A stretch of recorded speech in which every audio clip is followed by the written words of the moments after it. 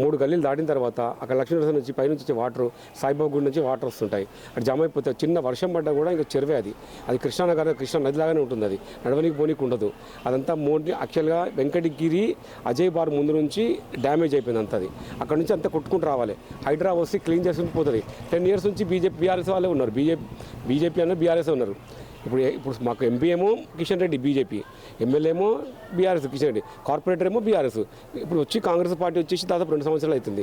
ఇప్పుడు డెవలప్మెంట్ చేసుకుంటామని ఇప్పుడు ఐడియా వచ్చింది. ఇప్పుడు వచ్చి తిరుగుతున్నారు ఎంపీలు. పొన్నం ప్రభాకర్ వచ్చారు, వివేక్ వచ్చారు, అందరూ వచ్చి తిరుగుతున్నారు, చేస్తున్నారు. ఇప్పుడు డెవలప్మెంట్ వస్తుంది. ఫండ్ కూడా జామ్ అయింది. ఇప్పుడు దానికని ఇప్పుడు చేస్తామని అంటున్నారు వీళ్ళు. అందుకని ఇప్పుడు చేస్తామని వచ్చారు. ఇప్పుడు పూర్ణ టిఫిన్ సెంటర్ ఉంది. పూర్ణ సిమెంట్ నుంచి ఆ కమ్యూనిటీ హాల్ నుంచి అది మొత్తం జామ్ అయిపోతుంది. చెదరం స్మెల్. అది దానికి జిహెచ్ఎంసీకి దానికి అప్పచెప్పారు, సెట్వి అని చెప్పి అప్పచెప్పారు. అందుకని ప్రాబ్లం మాకు ఉంది. ఇది అందుకని దానికి చెప్తే ఇప్పుడు బీఆర్ఎస్ మేము చేపిస్తామని అంటున్నారు. దాదాపు 90%. మేము వీళ్ళేం చెప్తున్నారు, సానుకూల ఓట్లు కావాలని చెప్పి బీఆర్ఎస్లు అడుగుతున్నారు. సానుకూల ఓట్లు ఉంటాయి. ఇప్పుడు బీఆర్ఎస్లు మాకు ఓట్లు అడగనీకి వస్తే మేము చేస్తామని అడిగితే వాళ్ళు ఏం చెప్తారు ఆన్సర్, మాకు ప్రాబ్లమ్స్ ఉన్నాయి. ఇవి కార్పొరేటర్ చెప్తే మీరు మీ గవర్నమెంట్ వచ్చిందా మీరు చేయించుకోండి అని అంటారు.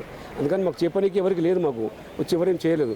అందుకని ఇప్పుడు స్థానికులు ఏమనుకుంటే మాకు దగ్గర ఎమ్మెల్యే చిన్నప్పటి నుంచి నవీనాన్ని చూస్తున్నాము, ఎడ్యుకేటెడ్, అందుకని ఆయన ఓట్లేసి గెలిపిస్తారని చెప్పి ఆయన తరపు ఉన్నారు. అందుకని ఆయన గెలవచ్చని ఛాన్సెస్ మాకు ఉన్నాయి ఇక్కడ.